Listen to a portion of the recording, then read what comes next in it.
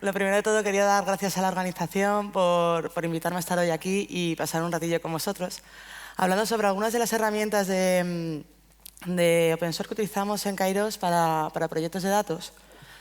Y bueno,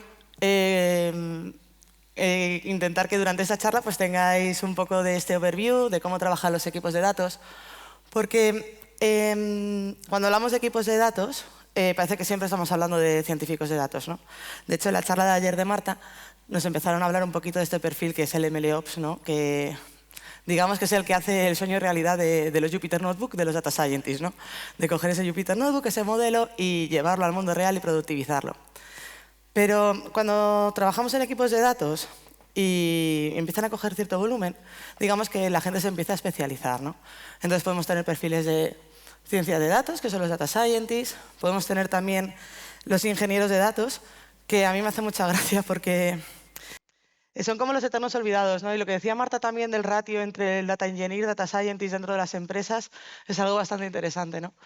Y creo que mucha de la gente que piensa que quiere ser data scientist termina siendo ingeniero de datos, ¿no? Porque es una parte también muy chula que tiene que ver más pegada a la parte de arquitectura y que es muy necesaria, ¿no? Porque sin ese trabajo de llegar con los datos en buen estado, asentados, con calidad, todo lo demás no tiene sentido, ¿no?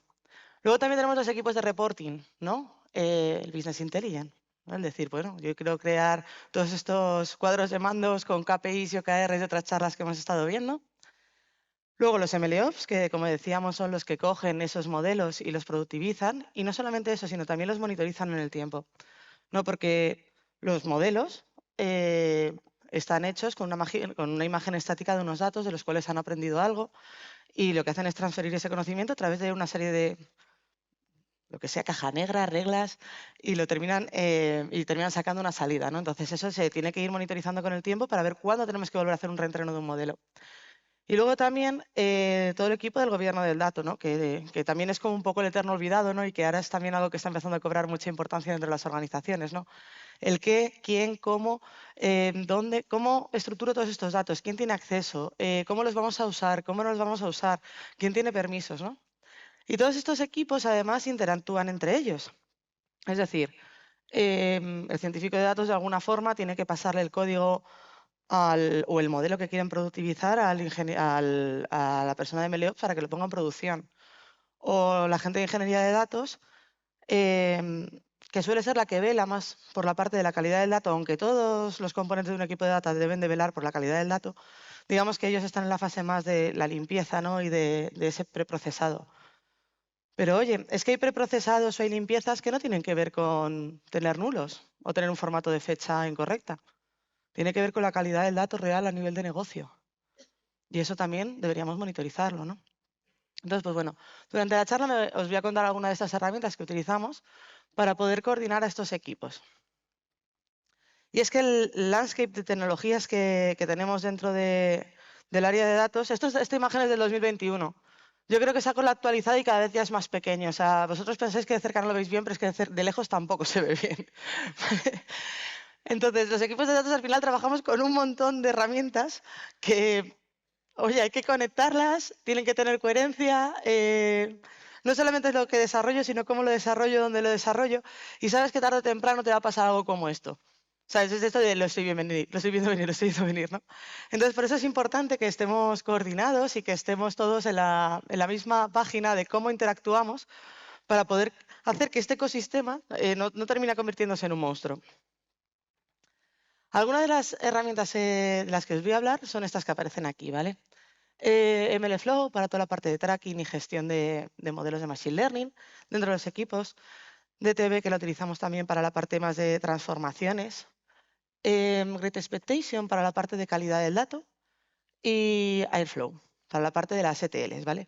Principalmente me voy a centrar un poquito más en Apache Airflow y en MLflow, pero aún así quería que vierais todas un poco en conjunto. Hay muchas más y no siempre utilizamos todas. Ya sabéis, al final estos son trajes como a medida, ¿no? Yo os voy a dar algunas recomendaciones y, por supuesto, hay una que no aparece aquí, que digamos que es la reina que gobierna todo, que es GitLab. O sea, algún tipo de sistema de repositorio de código. Pero empecemos por la parte de ingeniería de datos. En la parte de ingeniería de datos, principalmente lo que hacemos son ETLs, ¿vale? Es mover datos de un lado a otro. De una forma tradicional, lo que tenemos es pues, un origen, ¿vale? Que puede ser una base de datos cualquiera, y queremos mover esos datos, transformados o no, haciendo algún tipo de, no sé, una agregación, una limpieza, o simplemente los dejamos, simplemente moverlos. Imaginaros que tenemos, yo qué sé, una base de datos de reservas de un hotel, ¿vale? Entonces, nosotros lo que queremos es, vale, tenemos nuestra base de datos operacional que da servicio a la web para que se puedan ir haciendo todas esas reservas, pero por otro lado, pues queremos, oye, poder hacer algún tipo de reporting en el que tengamos ya pues el histórico de decir, oye, ¿cuál es la previsión para los próximos meses, ¿no? De reservas que vamos a tener, ¿no? Entonces, tú de tu base de datos te vas trayendo el incremental, ¿no? Oye, ¿cuáles son las últimas modificaciones que ha habido en el último día? Que parece algo sencillo. Y ya os digo yo que no es tan sencillo porque tienes que estar pensando, vale, pero la modificación puede ser para dentro de 4 meses, para el pasado, para el futuro, y ahí ya empiezas un poco a... Pero bueno, al margen de eso, volvamos al ejemplo sencillo. Mover datos de un lado a otro con algún tipo de transformación. ¿Qué es lo clásico? Pues tener algún tipo de cron tab o algún cron job que te coge ese script y te lo ejecuta. Pum, pum, ¿no? Magia. Pero es que las ETLs fallan, siempre fallan. O sea, yo no sé, ¿alguno de vosotros se dedica a la parte de ingeniería de datos? Vale, ¿alguna vez no habéis tenido que hacer un reprocesado o no os ha fallado una tele o habéis sufrido algo así? ¿Tú? ¿No? ¿Nunca os ha pasado? Ah, vale, vale. Digo, joder. Digo, joder. Luego hablamos, me cuentas el truco. ¿Qué problemas encontramos dentro de la parte más de tele, ¿no? Porque yo he puesto, tenemos un script, movemos unos datos de un lado a otro y parece algo sencillo, ¿no? Pues podemos encontrarnos con los diferentes tipos de problemas, pues fallos, cómo hacemos la monitorización de esos sistemas, cómo los escalamos, cómo desplegamos, cómo las dependencias que tienen y los reprocesados. Vamos a ir viendo un pelín en detalle cada una de ellas. Para la parte de los fallos, claro, tú imagínate que yo me conecto a la base de datos, hago la conexión, cojo la query, la lanzo, espero el resultado y esos son los datos que me quiero mover. Ahí puede fallarte el flujo en 4 o 5 puntos distintos, ¿no? Entonces tú lanzas tu script, va para allá y de repente falla. No sabes en qué punto has perdido el control. No sabes si el punto ha sido en la conexión, si realmente te has llegado a traer los datos, si esos datos, además, luego tienes que hacer un postprocesamiento, integrarlos en una tabla tercera. Oye, lo he llegado a insertar, no lo he llegado a insertar, lo tengo que borrar porque se ha insertado a medias.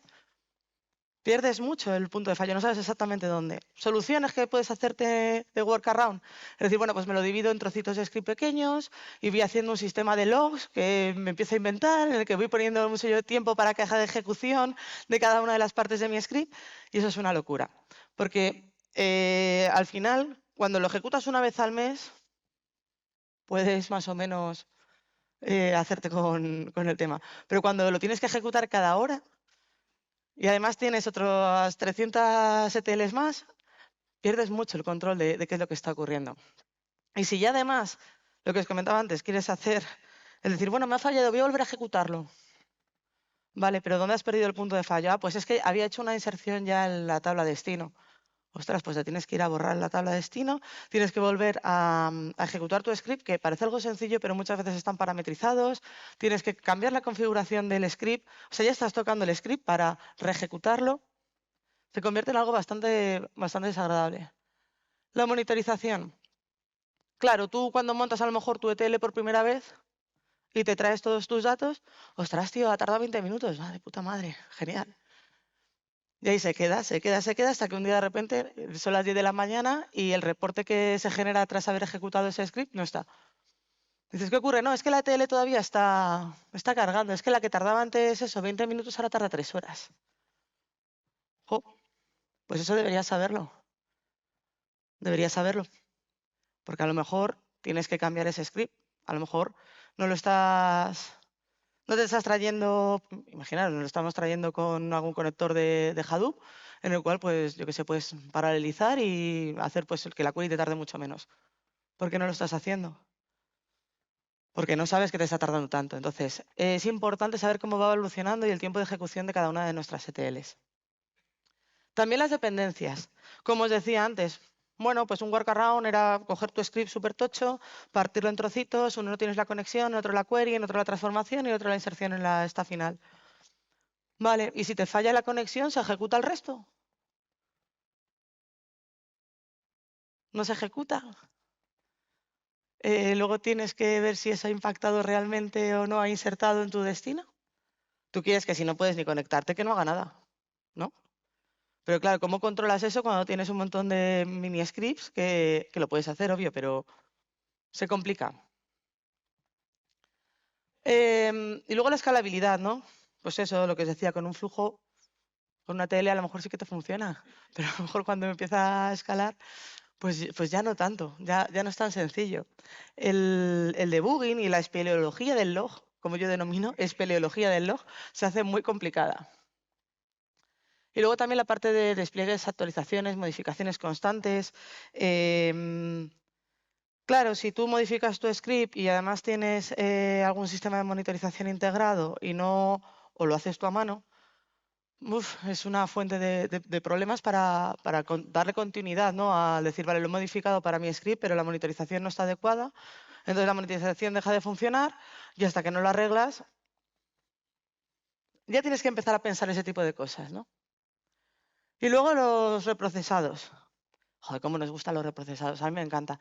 Cuando montas una TL y ya está estable, ya tiene estás generando una serie de agregados finales, tal, y 2 meses después te llegan y te dicen, oye, mira, que es que hemos pensado que además de este campo, queremos este otro que también se obtiene de los mismos datos, entonces queremos que nos lo reproceses hacia detrás, como si estuviera con una ventana de 5 días, y es como, hostia, espera, espera que esto hay que pensárselo, ¿no?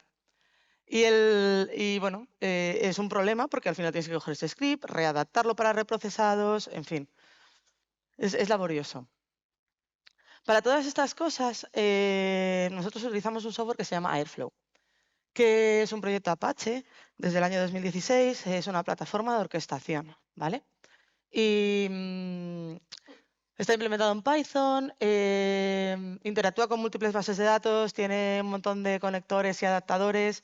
Si no los tienes, te los puedes crear, o sea, es muy, muy fácil de utilizar. Los componentes principales que tiene Airflow, os voy a contar un pelín, madre mía.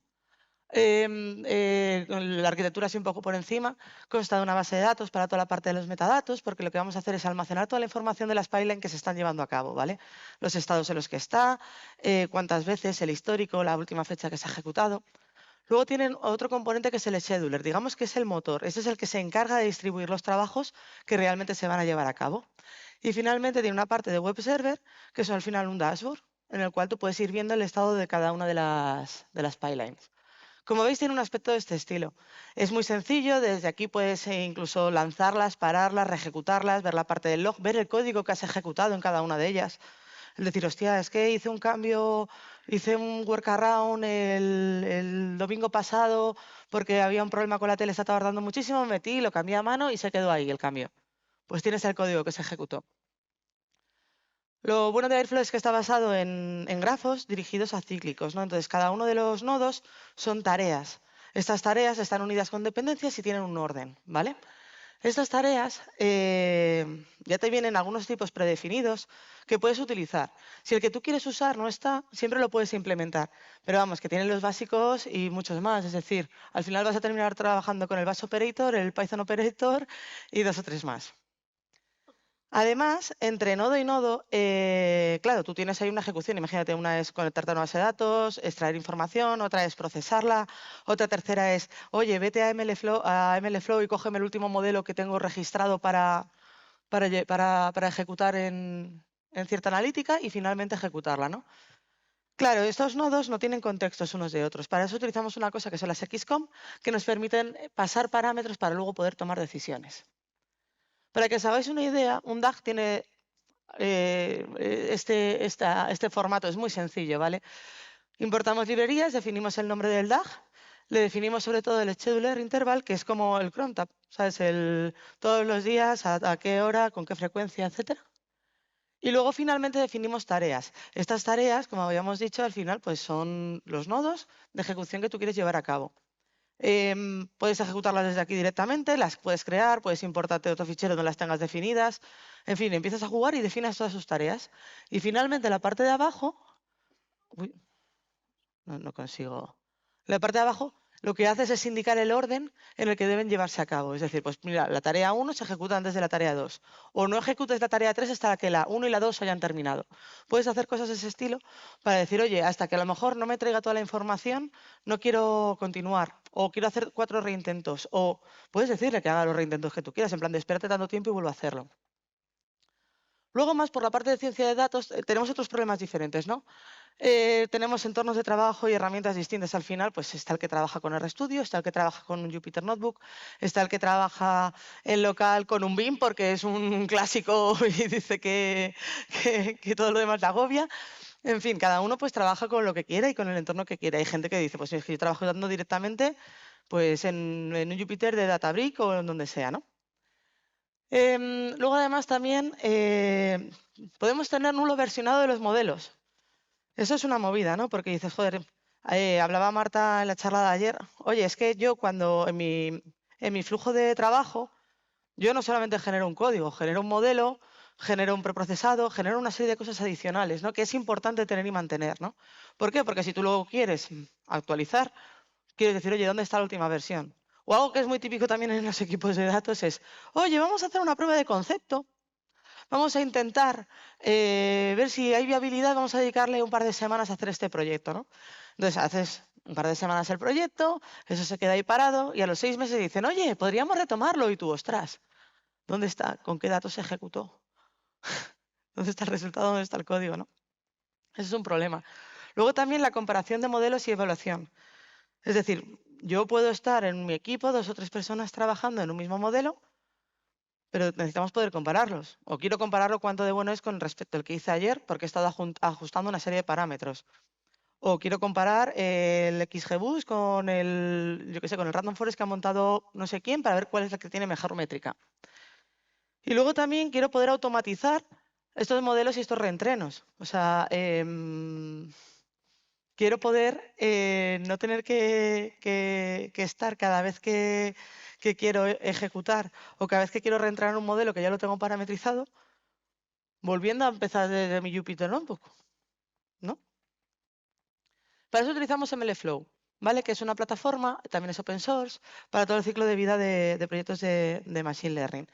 Tiene un montón de componentes, ¿vale? Yo os voy a hablar principalmente de 2 que me gustan mucho, que es la parte del tracking, ¿vale? Que es cada uno de los data scientists del equipo está trabajando en el entorno que ellos quieren y lo que van es empujando los resultados, ¿vale? De los modelos, de las ejecuciones, ¿vale? Más bien dicho, a un servidor central.